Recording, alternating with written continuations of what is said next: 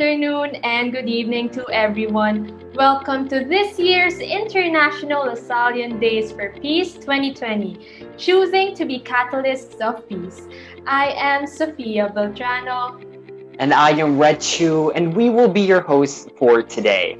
Today, we are celebrating International Lasallian Days for Peace with this very special virtual conference from the Office of the Vice President for Internal Affairs of the University Student Government under De La Salle University, Manila, in partnership with De La Salle, Philippines. International Lasallian Days for Peace is an annual month-long celebration for Lasallians to unite as one whole community to promote peace and take action towards a humane and peaceful society. This year's theme is I Choose Peace, to encourage everyone to choose to make our world a better place and to choose peace as a response even to the simplest situation. Well said, Sophia. And we actually have young Lasallians all around the world from the Philippines, Malaysia, Mexico, Indonesia, Austria, Colombia, Brazil, the UK, and the USA joining us today in this Zoom conference. Our delegates are aspiring to be catalysts who will be learning how to choose peace as a response to the re-emerging societal issues of gender violence, social inequality, and poverty. Later on, they will be the ones who will create their own responses to these three pillars. To explain further on the pillars, gender violence reflects on the idea that the violence will maintain the structural gender inequalities.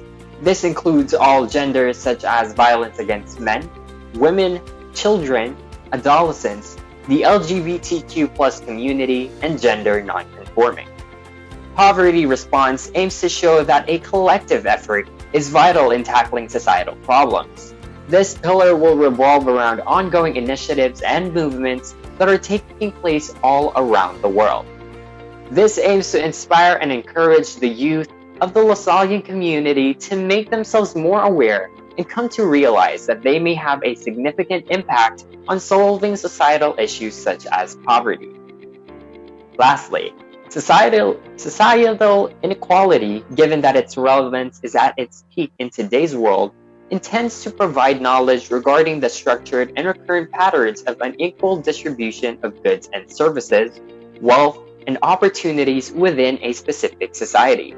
Through this pillar, we will be able to set certain points of views to broaden the minds and consciousness of everyone in safeguarding our rights as humans. That's right, Red. We are also privileged to have an international and local team of facilitators from De La Salle University, Manila, De La Salle College of St. Benilde, De La Salle, Philippines, International Council of Young Lasallians, Universidad La Salle, Mexico City, Universidad La Salle, Chihuahua, Mexico, La Salle University, Philadelphia, Uni La Salle, Rio de Janeiro, Universidad La Salle Noroeste, Mexico, and De La Salle Bajío, Mexico. But of course, we also have our viewers from our Facebook and YouTube live stream joining us today.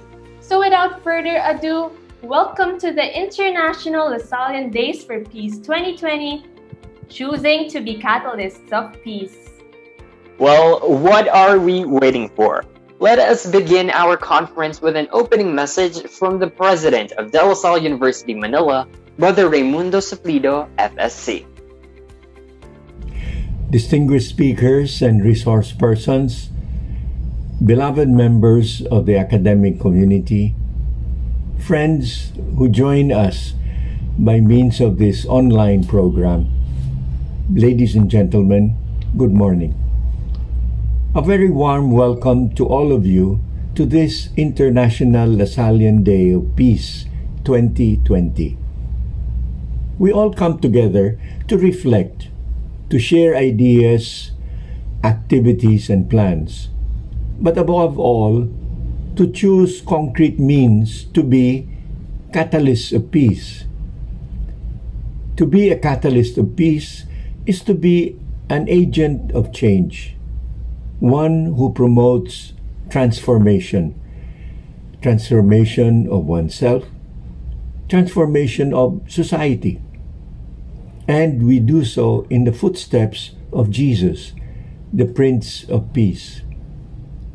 Pope Francis, in his message last January 1, 2020, reminded us our humanity bears in its memory and its flesh the scars of ever more devastating wars and conflicts that affect especially the poor and vulnerable.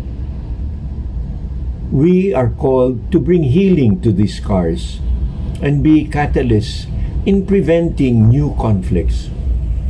And our Holy Father tells us Christ's gift of peace, the peace he calls his followers to make, requires action and initiative, because love by its nature is creative and seeks reconciliation at any cost. Members of the Lasallian family are striving to bring Christ's gift of peace in different parts of the world today. I want to share some examples with you. The Fratelli Project. Our Lasallian brothers and partners, together with the Marist brothers, have opened 2 centers to respond to the socio-educational needs of refugee children aged 3 to 15. These young people of Syrian and Iraqi nationality number about 600 in these 2 centers. They have fled their country to seek refuge in Lebanon. These centers were opened in 2016 and continue to the present time. In Sri Lanka, for dozens of years, the brothers in Sri Lanka taught in schools in spite of the civil war that was going on and which ended just a few years ago. However, during the time of conflict, Sinhalese and Tamil students were able to attend their schools and could pursue their education in spite of the conflicts. And in an effort for reconciliation, these schools worked together in order to promote peace. In 1973, in the Holy Land, Pope Paul VI requested the brothers to open a university that would reach out especially to Palestinian youth, those young people who wanted an education but could not have access to it because the universities were controlled by the Israeli government. This was how Bethlehem University was born. Since it opened, 17,300 alumni have graduated, and they have provided the needed skills and personnel to have the state of Palestine set up and continue to run. Here in De La Salle University, in February 12, 1995, we commemorated the 50th year of the tragic massacre of brothers and laypersons here on the DLSU campus. This was the closing days of World War II. In 1995, a Japanese LaSalle brother accompanied alumni of our school from Kagoshima, Japan, and they joined the Eucharist and the rites commemorating the massacre. At the end of the Mass, a representative of the Japanese group, none of whom were soldiers during World War II, by the way, he read a message of apology and sympathy on behalf of the Japanese people. another testimonial of being catalysts of peace and reconciliation. So, in different parts of our Lasallian world, we find Lasallians like yourselves taking actions and initiatives to be catalysts of peace. Follow the inspiration of the Spirit of Jesus. May this gathering also take creative steps to be instruments of change, to be messengers and catalysts of peace in our world today. Thank you. Have a very meaningful and fruitful day. Animo Lasal. Brother Ray, for that wonderful opening message to start off our event. I'm sure our delegates and live stream viewers are very excited to hear from our speakers. So Sati, I feel like this would be the perfect time to start off with our first speaker. Of course, Red, our first speaker will be focusing on gender violence. She is the program lead of the Women, Peace and Security portfolio of UN Women Philippines. She oversaw the field-level implementation of several peace and security projects, such as the Peace Building Fund, Gender-Sensitive Transitional Justice, Prevention of Violent Extremism, and Women in Law Enforcement projects in the conflict-affected areas of the Bangsamoro Autonomous Region in Muslim Mindanao. She works mostly with women leaders, civil society organizations, and government institutions to ensure that the UN Security Resolution 1325 is being implemented. She is also the former program officer of the Philippine Commission on Women and the former division chief of the Department of Social Welfare and Development. She obtained her master's degree in Asian Studies and specialized in Northeast Asian and ASEAN regional relations in the University of the Philippines, Diliman. Let us all welcome our first speaker for today, Ms. Riza Torrado.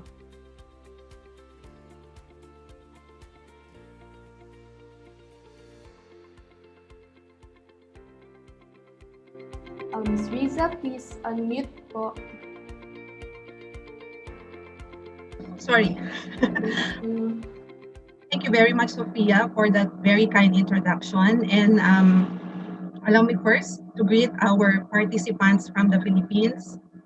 Magandang umaga po sa ating lahat. And I'd like to extend also my courtesies as well to our participants outside our time zone. Good afternoon or good evening, whichever is appropriate. So before I proceed into my presentation, I'd like to congratulate the De La Salle University, particularly the Student University Government, for organizing this two-day activity and have this platform for young people to discuss pressing issues of our time, such as gender-based violence, poverty, social inequality, the very themes that we have this morning. And more importantly, for recognizing the role of young people in addressing these issues. So may I proceed to my presentation? The topic given to me is about gender-based violence and how it connects with peace. So the first slide, please. In the course of my presentation, I'd like us to discuss about concepts about peace and security vis-a-vis gender-based violence, and see if there's a connection between these two seemingly different concepts and how they manifest actually in the developmental and emergency context. And along the presentation, I'd like us to go deeper and understand the root causes of gender-based violence and discuss the key issues surrounding this topic, why it is being enabled among women and girls in the Philippines. I must emphasize that my growing mostly from the context of the Philippines. We will be knowing about the legal frameworks and some of the international as well as the national instruments protecting women and girls against gender-based violence. And the last two objectives, I'd like here to wear my UN Women hat and to disseminate the key messages and, of course, share with you some practical tips. How can we correct these systems, these beliefs, cultures that enable these abuses to happen? And lastly, of course, to advocate against violence against women and gender-based violence and highlight that this is a threat to community safety and security and to the societal peace in general. Next slide, please. Okay, in the original conceptualization of this presentation, my initial idea was to present with you a video about an intimate partner violence that happened within this context of the pandemic, but I understand I'm given only 30 minutes, so there's a limitation to do an interactive discussion. So I'll just go straight into the realities or the statistics that we have about gender-based violence and violence against women. Maybe in the course of my presentation, I'll also highlight what's the difference between these two concepts and why I am using them interchangeably. So this is what the statistics, the data is saying to us, that 17% of Filipino women will experience physical, sexual, or intimate violence in their lifetime. This is the Philippines data. And the global data is more appalling because it says that 1 in every 3 will experience GBV in their lifetime. This is a data coming from our organization and the World Health Organization. And imagine that's 33% at least of the millions of women around the world. So another reality that we should recognize in the discussion of gender-based violence is this very relevant statistics. Note this one. It says at least 1 in 4 or 26% of married women will experience these typologies of violence from their partner and husband. And 20% will experience the same emotional violence. See, no, another one, and the most, I highlighted this in the presentation. It says here, the most common perpetrators are, okay, I'm seeing a chat here. I'm not being seen in the video, but yes, it says here, and this is very important to note, that the common perpetrators of this violence are people they are in close or even blood relationship with. So it debunks the myth that the perpetrators of gender-based violence are strangers, but are actually the very people very close to us. So next slide, please. Since I should move into the camera, closer to the camera. Oh, another very important reality, and I think we should be taking note of this one because it offers us insight on how we could actually address gender-based violence, because it presents a relationship about the vulnerability to violence as well as the levels of income, or if women has access to their own sources of livelihood and income. It says here that 21% of the women in lowest wealth quintile as against 12% in the highest wealth quintile, according again to the National Demographic and Health Survey data of 2017. And we should emphasize here that the reason behind why most women would stay in abusive relationships is the fact that they don't have their own sources of income, and they fear that if they will separate from the husband, who is usually the provider of the family, they will not have something to fend for themselves, and most especially for their children. So the resounding message of what this statistics is telling us if you young women will get married, better secure yourself that you have your own sources of income.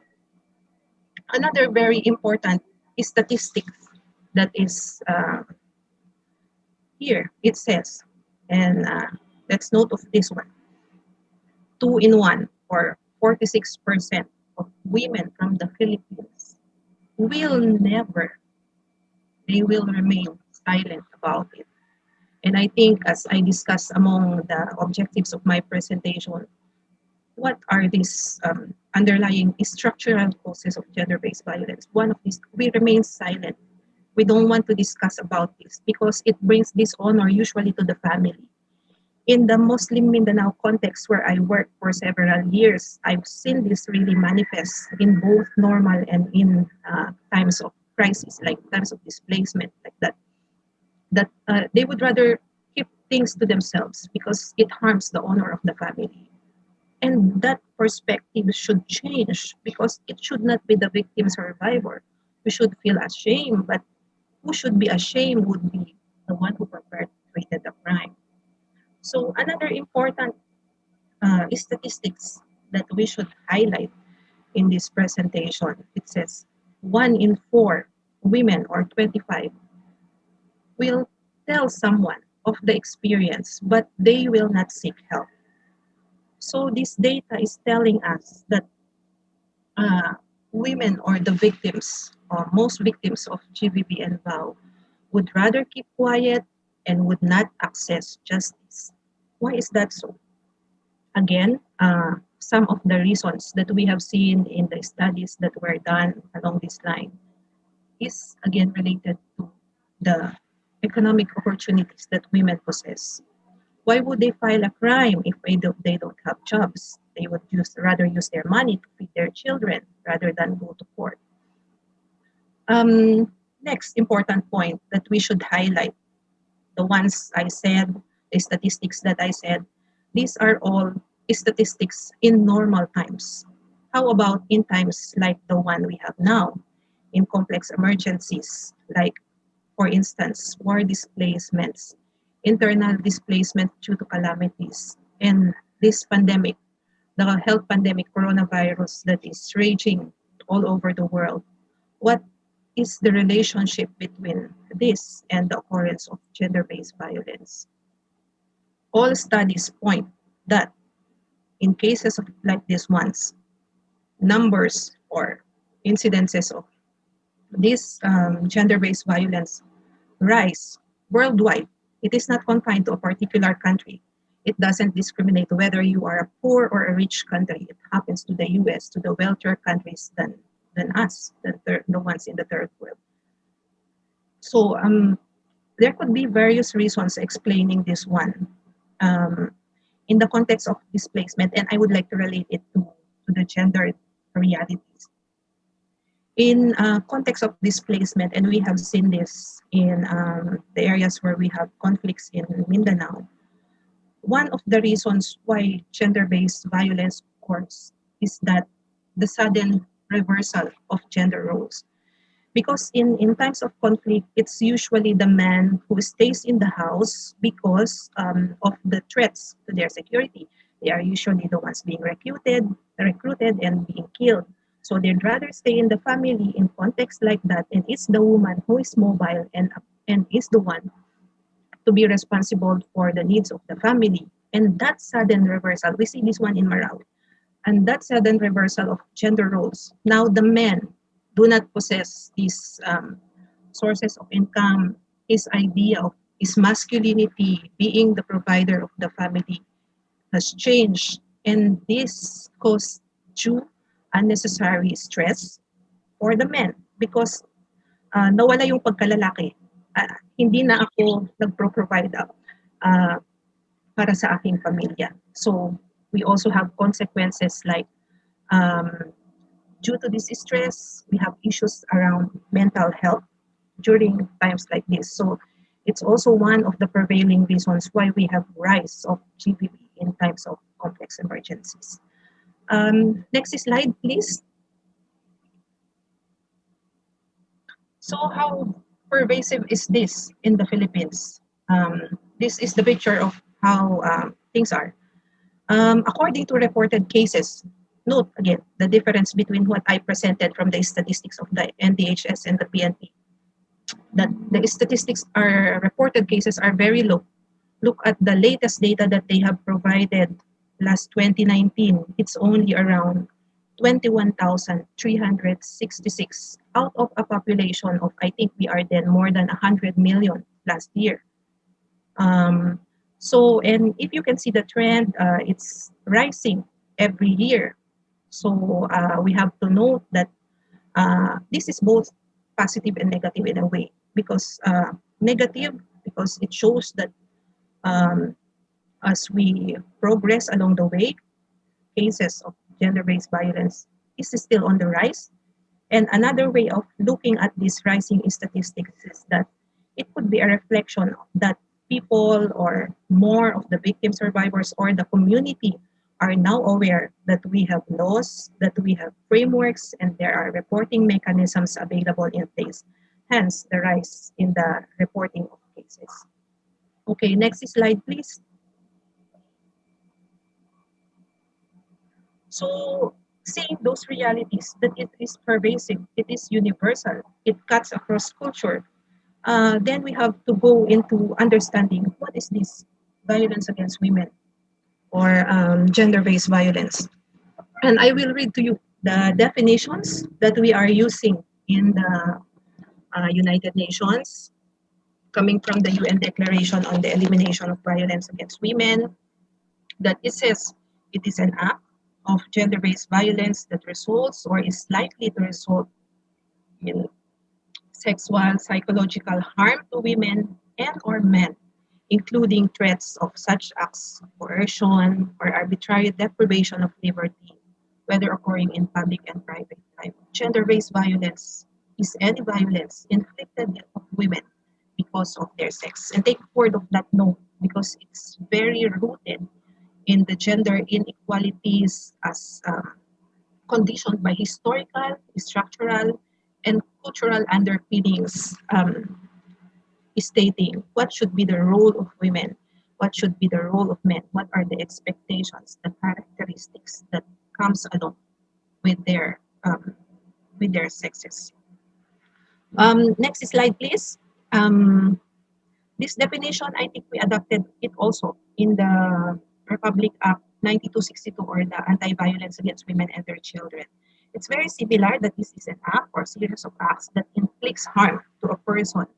But the Philippine law is more definite in its categorization of who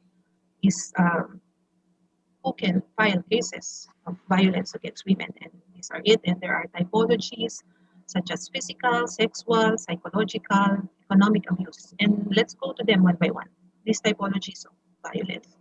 And I think at this point, I also, please proceed to the next slide. I'd like us to discuss a little bit of the distinction. Next slide, please. Yes. Maybe you are hearing me. Sorry. Yeah, maybe you are hearing me interchangeably referring to violence against women and gender-based violence. What is the difference between the violence against women is violence directed against women, born women, ascribed to be women, and maybe this will take a lot of whole day of discussion. But whereas gender-based violence is any form of violence related to the gender identities and expression of a person. It's more as encompassing as compared to MAO, which is only referring to women, but gender-based violence is more inclusive. It recognizes the other gender identities and expressions beyond the binary of being men and women. It includes the LGBT and the other identities and expressions. So these are the typologies. Usually under the Philippine law, we have physical violence, or the acts that includes bodily or physical harm. And note of this very important studies showing again the gendered nature of violence. It says here that among children, this is a UNICEF study conducted, I think 2017 or 2018. It says that violence is higher among male children than their female counterparts. And in a UNDP study, it says transgender children, particularly gay children and adolescents, suffer more physical abuse from their own families. So you see, it's when it comes to physical abuse and among children and young people, it's usually the male who are most vulnerable. And we ask why. It's because, again, it redounds to the root cause of gender inequality because we view the men as stronger. So maybe they can take a beating than their female counterparts. So next slide. And I think I'm, please remind me of my time if I'm consuming too much time because I'm only given 30 minutes here. Sexual violence. Some of these included sexual harassment, rape, acts of lasciviousness. Here, the ones listed here. And I'd like to highlight that incidents of sexual violence, specifically online sexual violence, has been on the rise since this pandemic has started.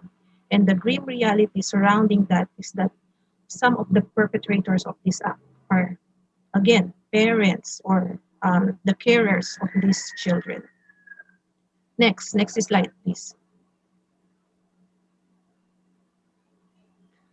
We also have psychological abuse, or this refers to these acts or omission likely to cause mental or emotional suffering of the victim. They can be intimidation, harassment, stalking, damage to properties, public ridicule or humiliation, verbal abuses, even marital infidelity. Next one.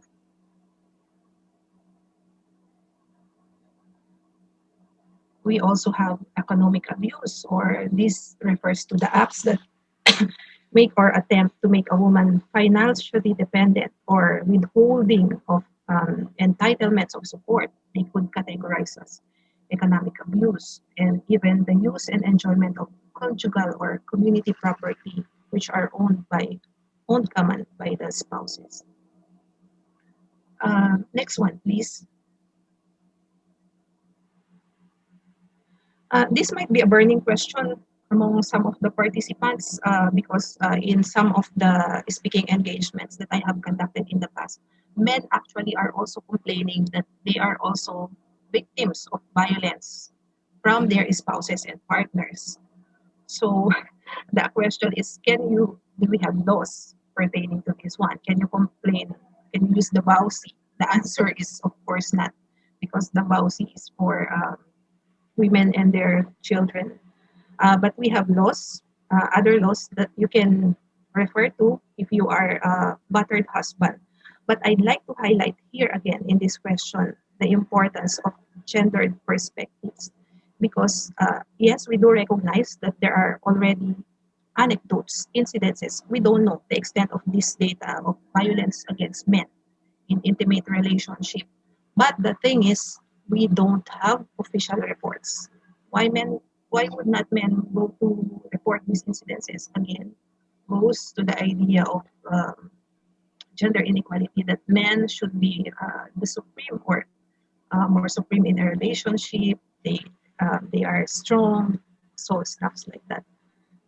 Next slide, please.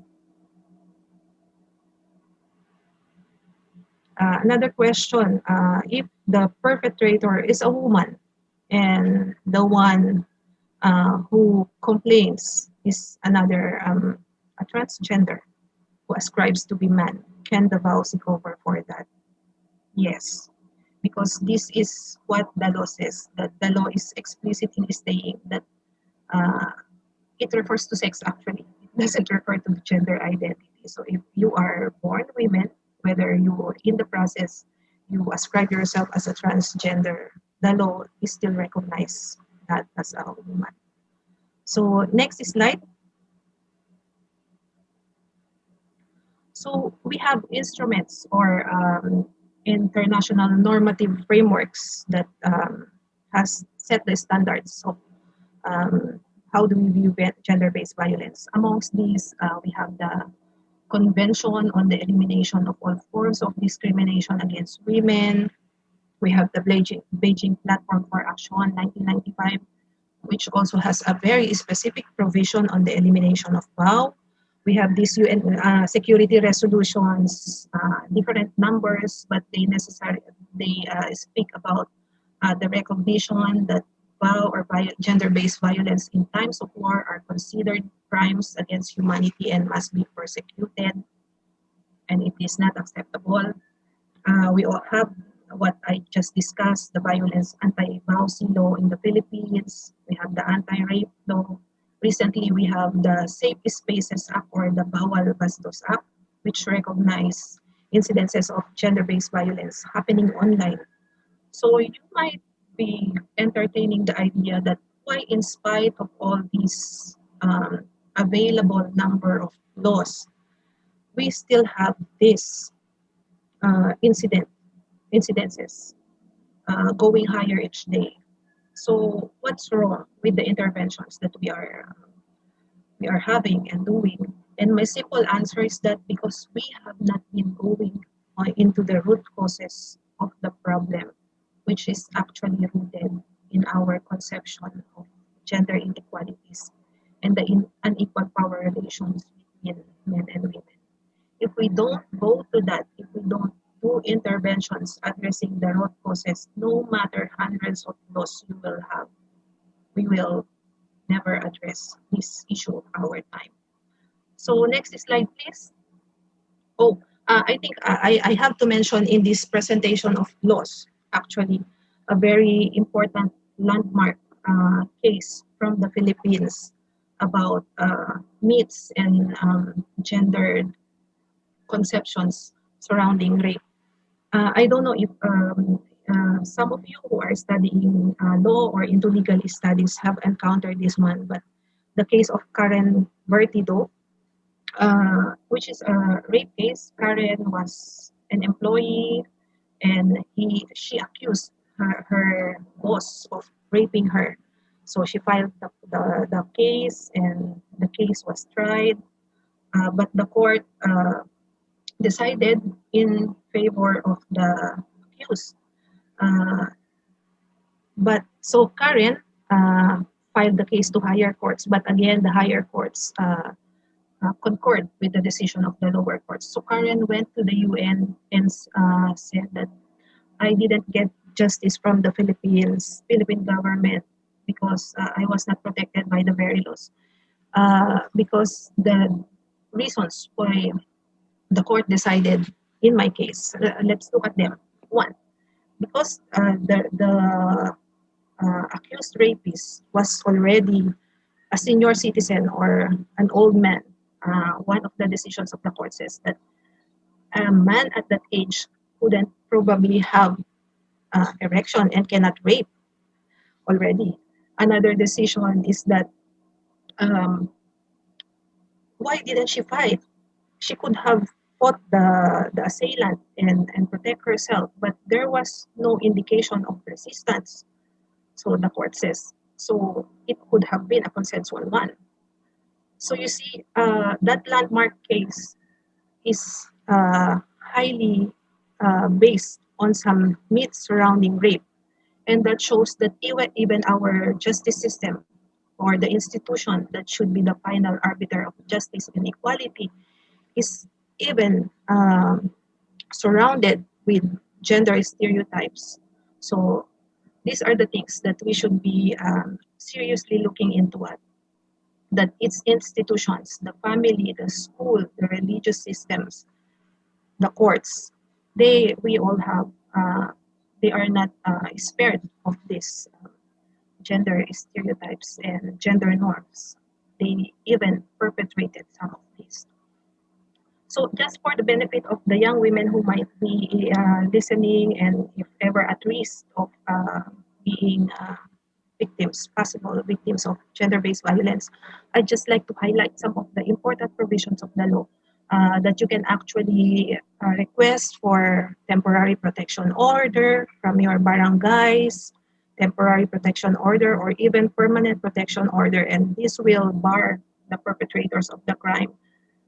Not from a certain diameter, they cannot get near you. So another important provision of the law, if in the event that you kill the husband or the partner who is assailing or battering you, the court recognizes the battered wife syndrome, and you could be acquitted if you use this one. And also, if the husband refrains to provide economic support to the children, you can also use this landmark law to request the employer to automatically deduct support. Okay, next one. So just to show where can we report in the Philippines. So these are some of the institutions where you can go to if you know of someone who are having problems related to this one. But let's put a caveat here that we have a case recently, I think a few months ago, of a young girl raped by two policemen. And then because she felt unsafe, she didn't go to report to the police where the alleged rapists are working, rather to the other police station where she felt that she would be more safer. But on her way back home, she was killed. So in instances like that, that you feel that these institutions mandated to dispense protection is not protecting you, you could actually go to other institutions or organizations like civil society organizations, or maybe services within your academe, or the circles of trust. Go to people where you trust, where you feel safe. Next one, please. So I think I'm nearing the end of my presentation, and I'd like to discuss with you as young people, what can we do to end violence against women and gender-based violence. So number one, speak up if you are a victim and if you witness this in your immediate community. Let's emphasize this point, that violence against women and gender-based violence is a crime and not a private family matter. Maybe in the time of our grandparents, this is the dominant perspective. That's why people are keeping silent about it, that this is a personal issue, usapang mag-asawa, usapang pang-pamilya. But no, that perspective has to change. It is a crime, and it should be persecuted as a crime. Number two, we stop the culture of victim blaming and address the structural root causes of gender inequality. It's never the fault of the victim. It is not because of the way they dress or of the way they look that they are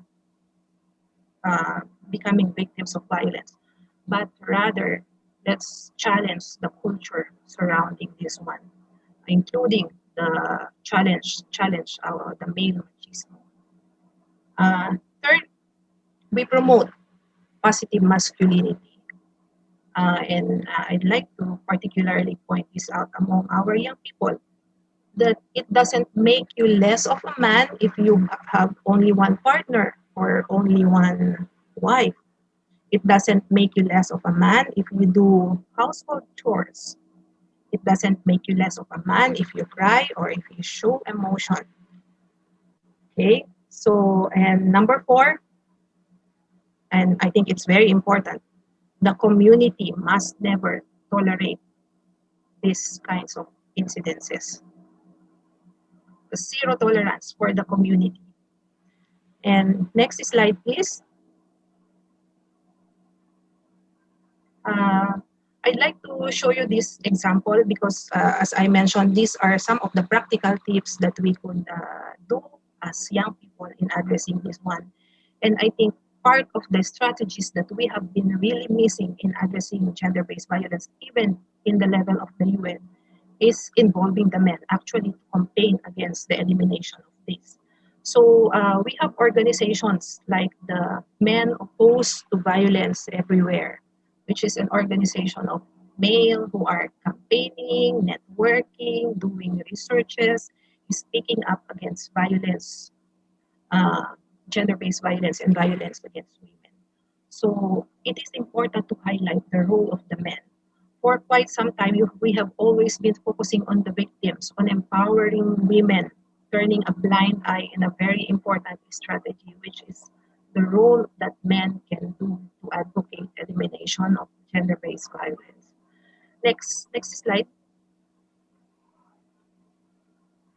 So I think this is my last slide, and I'd like to connect to the title of my presentation. Is there a relationship between peace and gender-based violence, violence against women?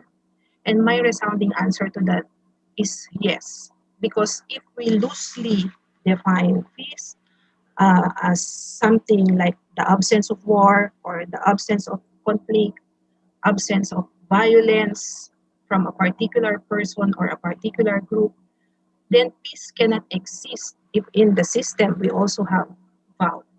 So to me, vow is a threat to personal and community security. If we allow this violence to happen to our mothers, to our daughters, sisters, friends, then imagine what kind of community do we have. And for closing my presentation, I'd like to state this one, that we will not achieve peace if we allow or tolerate violence within the spaces, particularly the family, and to the people that we should be caring for and protecting from in the first place. Allow this violence to happen in the social sphere. What is our guarantee that it will not spill into the larger social spaces like schools, religious systems, and even to the larger society? So that, young people, is my presentation, and I'd like to call you to become agents or help us in eliminating violence against women and gender-based violence and all kinds of violence, because it is a threat to our safety and to our peaceful way of living. Thank you so much, and over to you. Despite having all the laws that we have against violence against women or gender-based violence,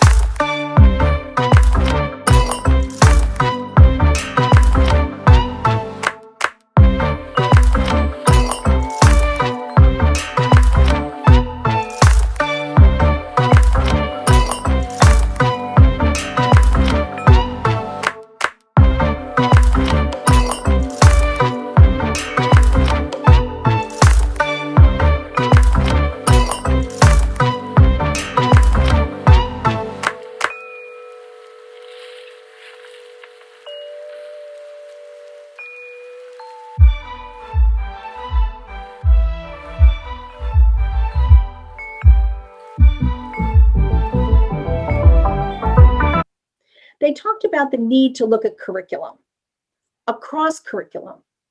What are we using? What are the texts? What are the movies? What are the videos? What are we using as resources? And are the resources we using reflective of the diversity of our community? Not just along race, but the diversity of topics, diversity of the people that make up our educational learning communities.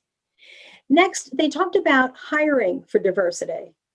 What are the practices that exist in your institutions, in your schools, both in terms of full-time faculty, but also in terms of people who are engaged in co-curricular activities or coaches for sports. They talked about speakers that are invited into the schools. Who are you inviting? Is there a diversity of people that are being invited? Who are the alumni and alumnae that you are inviting back as role models of people who graduated from your institutions that you're holding up as, again, as a role model as to what it means to be a Lasallian as a graduate from your school?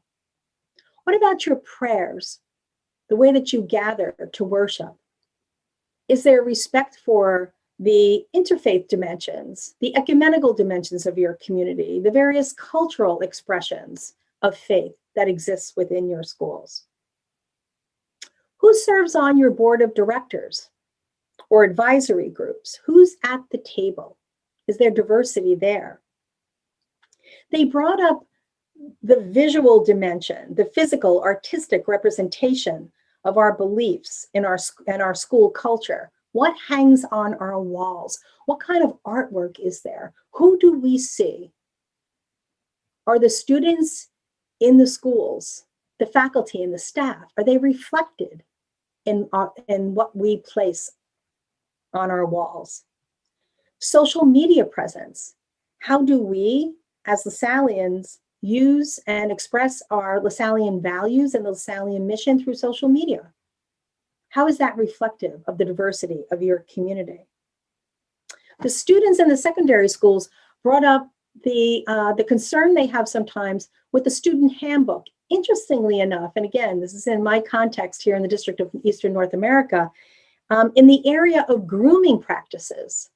So in the student handbook, what are we looking at in terms of even just, how people are able to style their hair? And then the reporting practices. Is it transparent? Next slide, please. So I am coming up on my time. So I am just going to offer this particular quote from Pope Francis. And he talks about having 3 acts of courage. And one is to put people at the center of what we do. The second is to have a new compact, particularly on education, that strengthens community. And then the third is to have individuals that serve our community. Next slide, please.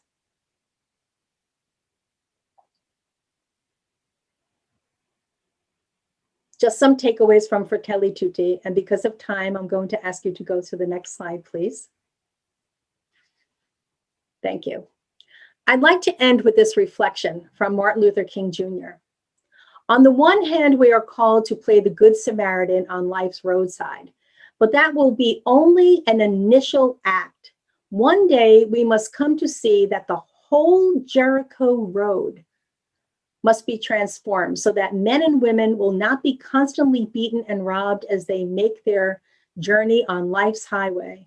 True compassion is more than flinging a coin to a beggar. It is not haphazard or superficial. It comes to that an edifice which produces beggars needs restructuring. And next slide, please. So our Superior General, Brother Robert Schuller, in a recent video said, "You are part of the miracle. How do you live that miracle? We live it when we live our lives with passion, when we remember that we are in the presence of God, when we join hands in support of one another, when we are in solidarity with one another, when we respect the dignity of all people, reach out to help the vulnerable and those who are suffering." He concluded with these words, "So wake up, move your feet. We have great confidence in you." Thank you so much for the privilege of being with you today for this presentation. God bless. Thank you so much, Miss Marianne Donahue Lynch, for that very inspiring talk on social inequality. So moving forward, our last speaker for the poverty pillar is an accomplished social justice advocate with more than 10 years of interdisciplinary experience in gender, public health, and innovation. She works at the nexus of humanitarian action and development to tackle issues of equity, inclusion, and accountability in service of diverse and affected communities. She is also currently leading the strategic engagement of digital platforms to enhance a people-centered approach to humanitarian action and supporting the vision to scale the use of tech innovation.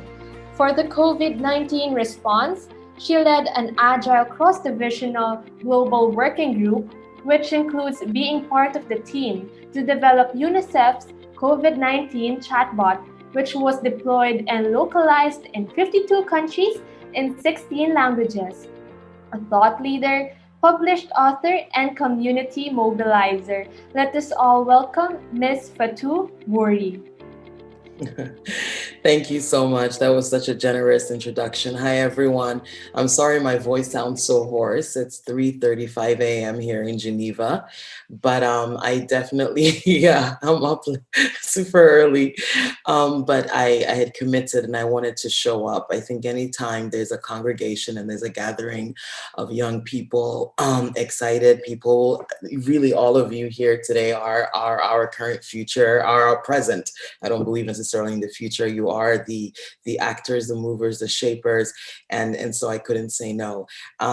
To the Lasallians, non-Lasallians, anyone and everyone listening today, thank you for holding space to really deep dive.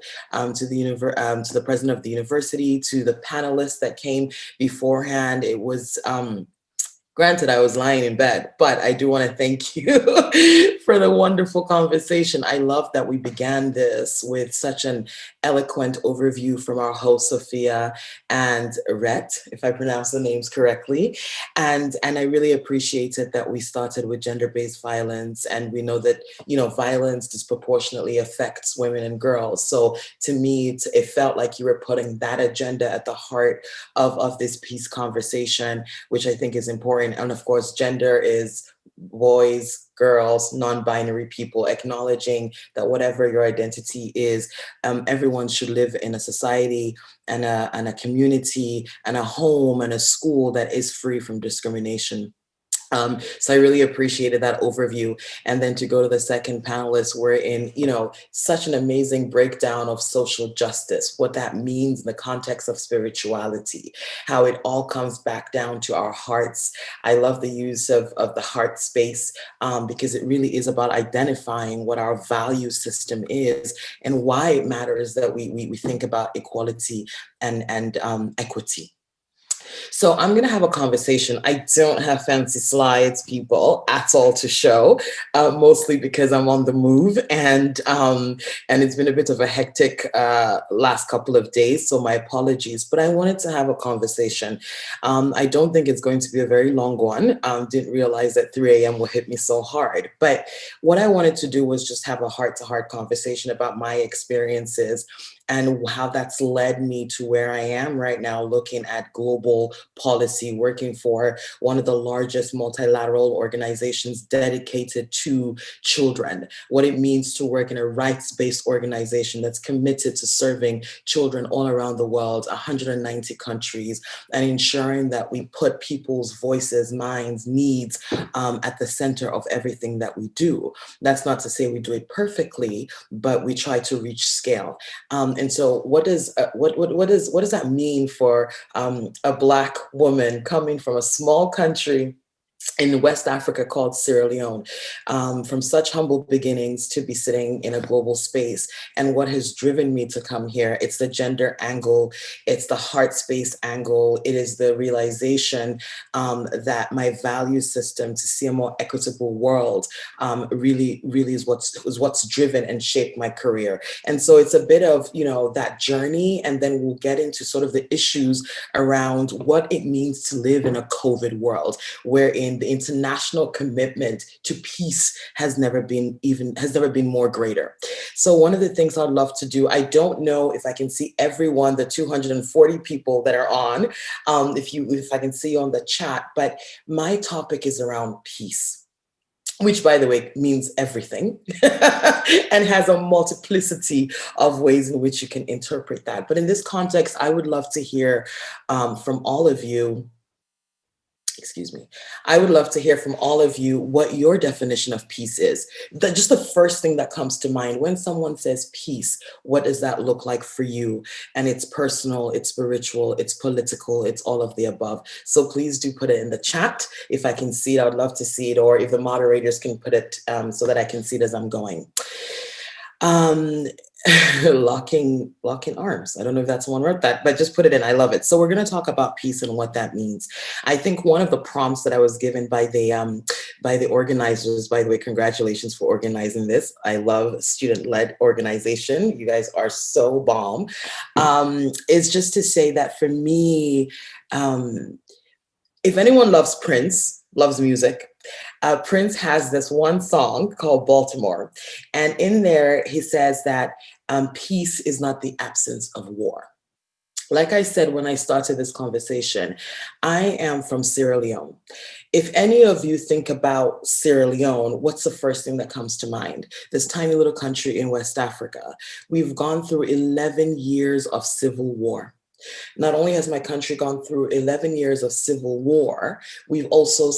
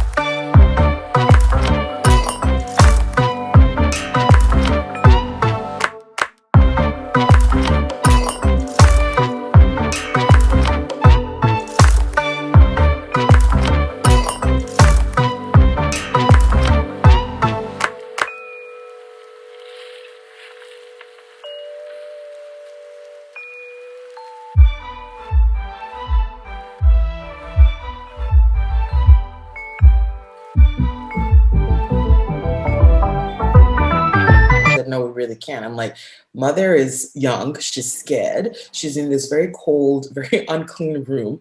Her child, this newborn, is on a table and can't breathe, and you're telling me that we can't call an ambulance. And so she finally, after persuading her for like 10 minutes, she said, okay, I'll call. She called the ambulance in the next town, in the next big town, and the ambulance driver said he had lost his keys. We called again, and he said, oh, I don't have petrol. And so here we were just, it was just divine timing that we happened to be there, or really I happened to be there. And I'm not saying I'm a savior or anything. It was that moment. And so I took what I had. We found a taxi in this small town, put the 16-year-old mother, put her own mother in a taxi, and rushed them to the nearest town where they had the big hospital. So after I completed my training with traditional birth attendants, who were like, well, thanks for the solar panel and this new phone. Sure, we'll stop delivering women in our houses. Who knew if that happened? But I was still so concerned and so disturbed that, our healthcare system was so weak that this is how so many women and babies died. So when I went back into the main town, I went to the hospital, and I still have a picture to this day where I saw the baby in an incubator. They had found, is in the hospital, and the mother had been cleaned, and she was just crying and in tears. And I held that baby, like just my finger touched that baby and just held that baby. And I thought to myself, A, I'm exactly where I'm supposed to be. B, this is literally what I'm meant to be doing. I'm meant to be working with communities, for communities, changing systems, influencing them, and doing my part to ensure that everyone has access to good healthcare. Everyone, the things that you're talking about, Marianne, which is around equity. Just equity, just access. The difference between her and me is that I can afford something and she can't. And that to me is so unjust. And that completely defined my entire career. And then I went on this journey, and here I am. Thank you so much, Ms. Fatu. Maybe for the other speakers as well, you can share similar stories of what really motivates you to continue your passion and dedication to what you do. So maybe we can start with Ms. Riza. Thank you. That's a very Miss Universe-like question. Impression.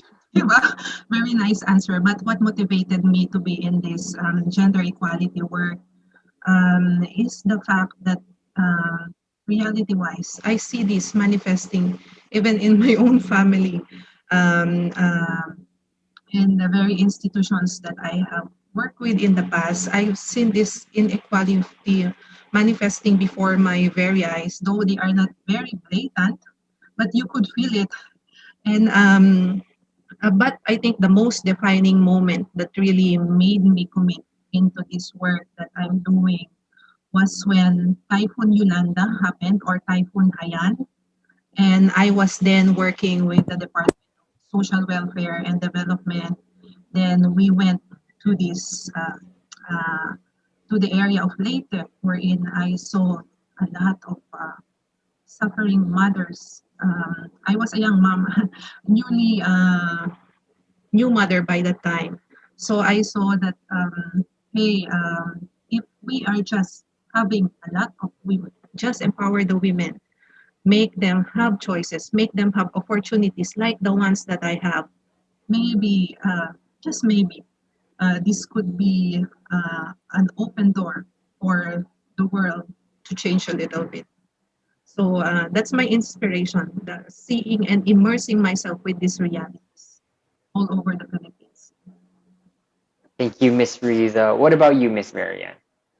Well, thank you for the question. I think what inspires me is the engagement and involvement in education, and the opportunity to be involved with that throughout the District of Eastern North America, but also globally through our Lasallian family. And education changes lives, right? It empowers, it inspires, it gives people encouragement to dream and to imagine. But I'd like to share one story with you that was a pivotal moment in my life, in this Lasallian journey that's been over 25 years in the process. And I was visiting, it was in 2016, and I was visiting Mangaza College in Nakuru, Kenya. And I had a wonderful conversation with a group of young women and was invited to go to their homes and, saw where they lived in corrugated houses with, tin roofs, and studying by the light of a candle, and, but so inspired. And again, that hospitality, right? So we had that opportunity for hospitality and engagement. We went back to the college. We're sitting and having a conversation again. And I asked a question that I did not know would be life-changing for me. And the question was, what obstacles prevent you from fully accessing your Lasallian education here at the college?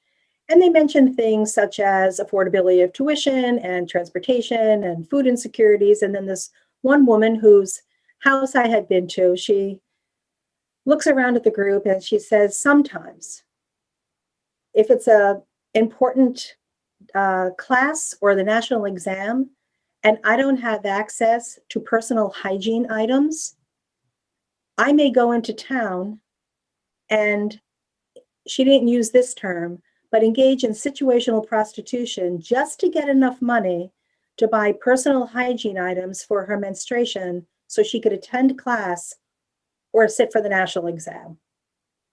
Well, I sat there again as realizing in that moment the incredible position of privilege that I was in, because that never occurred to me as even being an issue of inequality and access, right?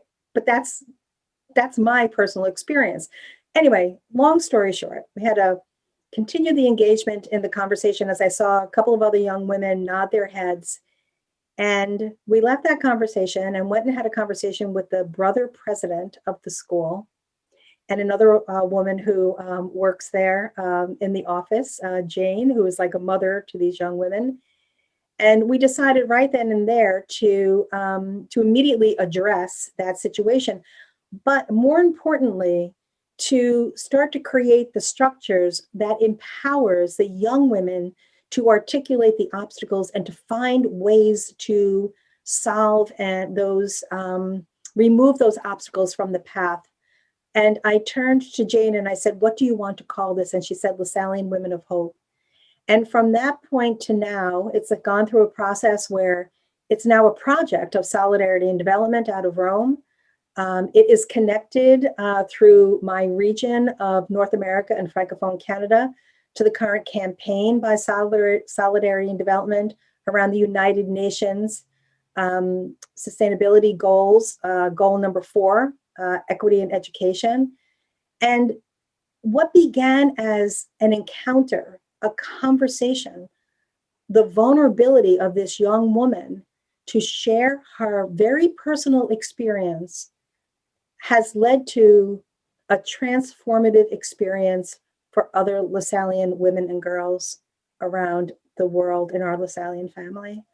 So it's those kinds of moments, maybe not so grand, that we have daily in terms of encounter and conversation and challenge to open our hearts to envision what can be, that I want to remind all of us that we can continue our journey becoming engaged in those kinds of encounters that are life transforming.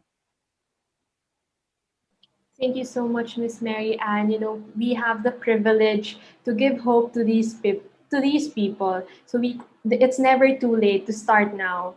So this question is for Miss Riza. Women who experience violence have someone to fight for them.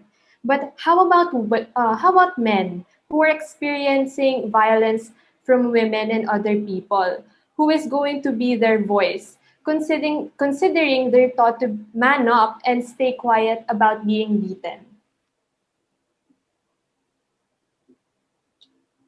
Miss Riza, please.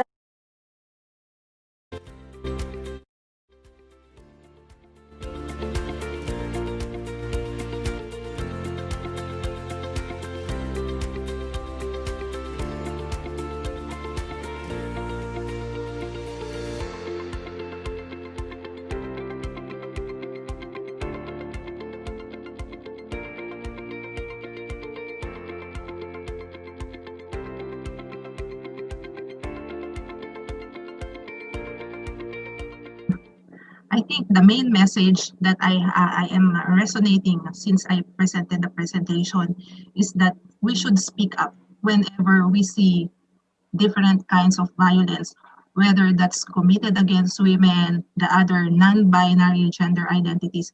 We should also speak up. It's very important that if the man becomes now the victims of gender-based violence, don't keep quiet about it. Don't be shy about it. And it doesn't make you less of a man if you report this, or if you have, like what I said, where can they bring these concerns? First, they can discuss this among their peers, someone they could trust, or if it's too violent that this needs reporting, they should also be going to the police. Remove the stigma. It doesn't make you less of a man if you say you are being beaten. So if we truly speak about genuine equality, I think we should be fair in this one. If we have issues, if we know in the future that we have rising violence against men, then also this could be also a genuine issue that can be lobbied, of course, by men, because they are to be the ones who knows what's going on with this. So that's my main message. Speak up, find people you can trust, who can provide you the safe space, and if it's going too far, too violent, report also to authorities, and deconstruct the myth that men cannot be always strong at the time, and sometimes they do also experience violence. Thank you so much, Ms. Riza, for that. I guess jumping off from speaking up, so the next move would be to actually have actions to alleviate these kind of problems. So we have a question for all three of you. How do you maintain your peace with the people around you, and most especially within yourself? So maybe we can start with Ms. Fatu. How do I maintain the peace? How do you maintain your peace with the people around? That's a really loaded question. It's a beautiful question. For me, it's been a lifelong journey, and it's going to continue being one. I'm constantly acquiring different tools and ways to just ground myself. Like I said, my definition, my personal definition of peace is just being able to surrender and acknowledge what I have no control over, and recognize that I'm here. It's to ground myself in the moment, to really ground myself in my blessings, in my realities, and what I can control today. It is in being with my family and feeling safe and loved and nurtured and experiencing laughter. It is in silence, right? So based on my definition, I try to go to those places that feel safe to me, that bring joy, that reaffirm that I matter, that are spaces of healing. And when I can't, when the people that bring that to me, or the things like music or whatever, the things that I would go to sort of nurture my peace, I have to get really still. I get still, and I have to hear my voice, and that is super important for me. I think the takeaway for me in all of this, when you're talking about how do you ground yourself all the time, is to come back to the here and to the now, and to remember my intentions, to remember what's important, that I still have breath, and as long as I have breath, I have opportunity. And if I have opportunity, well, the world's my oyster. So this is how I am maintaining peace right now. And it wasn't always like that. It's been a really rugged, complicated journey. And not all of us even know, how to bring ourselves back to what really matters, how to have that inner peace in a sea of noise. And there's a lot of noise where we are inundated every single day. So I guess my honest answer is that I'm still figuring it out, but for now it's the practice of coming back to my center. Thank you, Miss Fatu. What about you, Miss Marianne? Well, thank you. The Quakers have a wonderful saying, the sister speaks my mind. And so, I agree. Much of it is, it's the journey. And in this present moment, in my present context, in my country, one of the things that maintains my peace is having those moments of silence. That icon that I showed of Trinity, just having the moments of silence of, as Lasallians, remembering that we're in the holy presence of God, entering into a space where I can be, where I can rest, but where I can also hear and perhaps be challenged as well. I think the other part of it where I find my peace is together and by association with other Lasallians and other like-minded people, because my peace will be disturbed by both questions and attitudes that can be hostile, but also it can be disturbed for good reasons, like questions that could challenge me, that I have to have conversation, with other people about, and again, go to prayerful reflection for that. So, yeah, I would say I absolutely agree, though. It's a journey, it's a process. And if you ask me that question 48 hours from now or on November 4th, I could have a completely different answer. Thank you, Miss Marianne. What about you, Miss Riza? Do you have any insights to share on how you maintain peace within yourself and the people around you? Miss Riza, if you can, please. I think that's a very beautiful question and one of the toughest questions as of me thus far. But like my colleagues, I agree with some of the key points that they raised. Lately, I had some interest over Reiki healing, and I remember that symbol in there. It's the spiral, like the universe. From outward, the circle goes inward. So to me, peace is just like that. It's the journey towards the center of yourself. So, but there are three elements that I think I'll be holding on to that peace. One, of course, myself, my environment, the community around me, the people around me, and most importantly, the prime mover or the force, God, whatever you want to call that one. I think these three elements should be in our life to attain genuine peace with ourselves.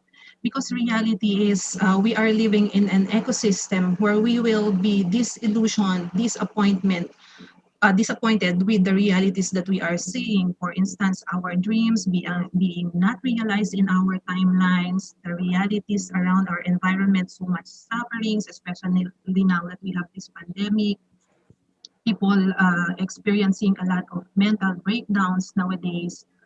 So it's very important and it's essential that always at the end of the day, your life, at different stages in your life, you will define peace, maybe perhaps differently.